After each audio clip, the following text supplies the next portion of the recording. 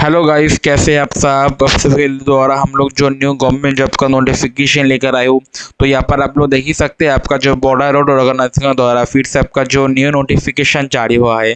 आज हम उसी के बारे में बात करेंगे। तो आपको कैसे अप्लाई करना होगा, क्या क्या आपका एलिजिबिलिटी क्राइटेरिया रहेगा, कहाँ पर आपको प्लेस पोस्टिंग हो सकता है, क्या क्या फैसिलिटी आपको मिलेगा, कितनी सैलरी आपको मिल जाएगा, सब कुछ हम आपको इसी वीडियो में आपको बता देंगे।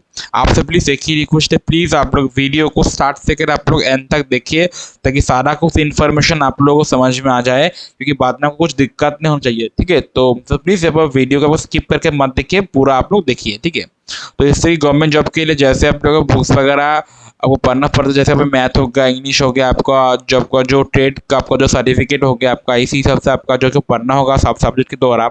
तो उसी हिसाब में जो बुक्स वगैरह में इसी वीडियो की मैं डिस्क्रिप्शन में दे दूंगा।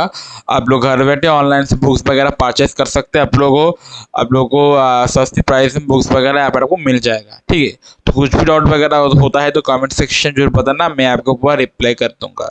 तो चलिए बार वीडियो शुरू करते। तो यहाँ पर आप लोग देख ही सकते हैं आपका जो बॉर्डर रोड ऑर्गेनाइजेशन है, जो कि मिनिस्ट्री ऑफ डिफेंस के अंतर्गत आता है, सभी को आपको मालूम होना चाहिए। तो यहाँ पर आप लोगों को जनरल रिजर्व इंजीनियर फोर्स के द्वारा आपका जो मेल कैंडिडेट सब चाहिए, आपको जो रिक्रूटमेंट के दौरान जो पोस्ट आपको जारी हो गया है, सबसे पहले जो पोस्ट आपको डॉट्समैन है, जिसमें करेंट बैकलॉग पीडब्ल्यूडी, इसमें आप लोग देख सकते हैं जितने भी आपका वैकेंसी फ्रेश वैकेंसी निकल के आया है, इसमें से टोटल आपका 15 पोस्ट निकल के आया। जैसे कि आपका यूआर में 9 पोस्ट, एससी में 2 पोस्ट, एसटी में 1 पोस्ट का, ओबीसी में 2 पोस्ट और ईडब्ल्यूएस में 1 पोस्ट का निकल के आया। जो पीडब्ल्यूडी बैकलॉग का मुझे नहीं मालूम है, पर मुझे पीडब्ल्यूडी मालूम है क्या होता है। इसे एक ही पोस्ट आपका यूआर के द्वारा आता है। दूसरा आपको जो सुपरवाइजर एडमिनिस्ट्रेशन में भी देख सकते हैं, टोटल आपको 2 पोस्ट निकल के आया, 2 आपका यूआर के द्वारा। दूसरा टर्नर पोस्ट में आता है, इसमें आपको टोटल आपको 10 पोस्ट निकल के आया है। जैसे कि आपका यूआर में 5 पोस्ट, एससी में 1 पोस्ट और इसमें 3 पोस्ट और ईडब्ल्यूएस में 1 पोस्ट निकल के आपको जो आया है। दूसरा आपको जो मशीनिस्ट पोस्ट में से 1 ही पोस्ट निकल के आपका एक ही आपका यूआर का द्वारा आता है।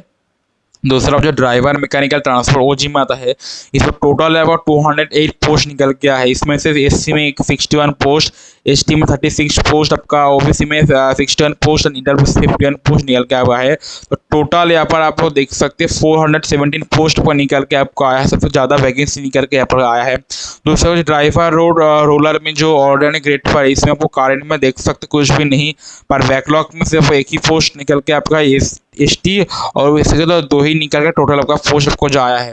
दूसरा आपका जो ऑपरेटर, आपका जो एक्सकेवेटिंग जो आपका मशीनरी में ओजी में आता है, इसमें आपको कारण में देख सकते हैं। जैसे कि यहाँ पर आपको सिर्फ 9 पोस्ट निकल के आया है। जैसे कि आपका एससी में 3 पोस्ट, एसटी में 1 पोस्ट और ओबीसी में आपका सिर्फ 1 ही पोस्ट, आपका आपका जो 5 पोस्ट निकल के आपको जो आया है।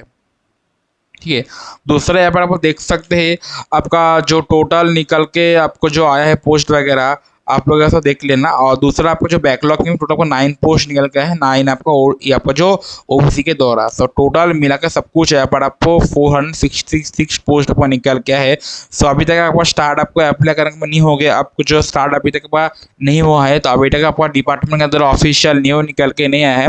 अब एम्प्लॉयमेंट न्यूज़ में निकल के है, सो एक 2 हफ्ते के बाद आपको डिपार्टमेंट के अंदर मिल के पहुँच जाएगा।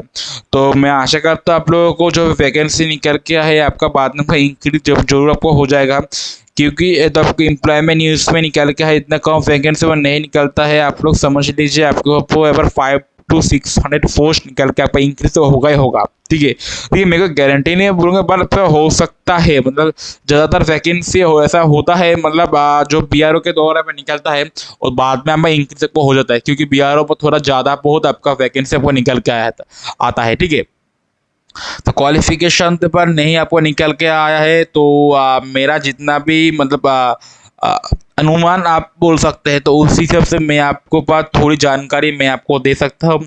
मैं फिर से बोल रहा मैं कोई गारंटी से नहीं बोलूँगा, मुझे अनुमान है मैं उससे मैं बोल सकता हूँ, ताकि आप लोगों को पहले से मैं आपको कुछ भरोसा मैं दे सकता हूँ। ठीक है, 1 मिनट।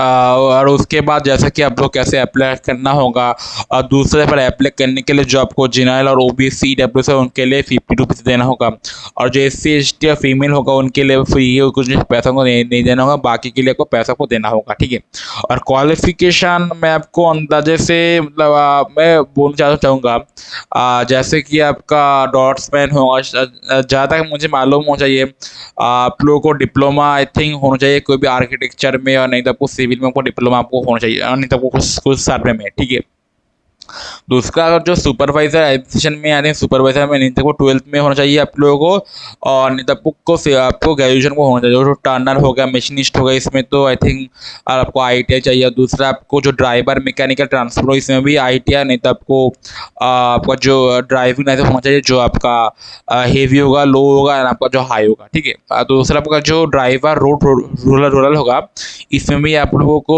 ड्राइविंग लाइसेंस वैलिड आपको होना चाहिए, और आपको एक्सपीरियंस भी मतलब 3-4 साल का आपको आई थिंक एक्सपीरियंस भी आपको होना चाहिए।